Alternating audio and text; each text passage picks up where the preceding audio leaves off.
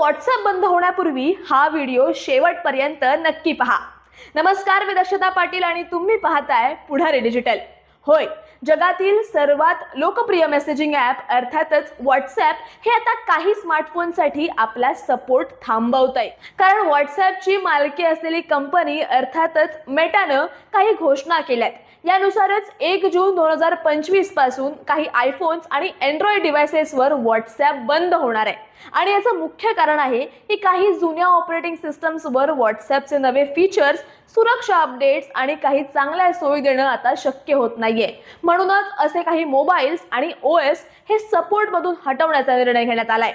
यात iOS 15 किंवा त्याहून जुनं सिस्टम असलेले आयफोन्स अर्थातच iPhone 5s, iPhone 6, iPhone 6s, iPhone 6s Plus आणि iPhone SE यांचा समावेश असणार आहे।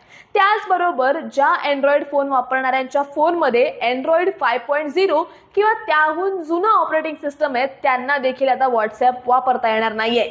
यात Samsung Galaxy S4, Samsung Galaxy Note 3, Sony Xperia Z1, LG G2, त्याचबरोबर Huawei SN-P6, Moto G1 first generation, Motorola Razr HD, Moto E 2014 या Android मोबाईल्सचा समावेश असणार आहे। आता तुमचा फोन जर या यादीत असेल तर नेमकं काय करायचं पाहूया।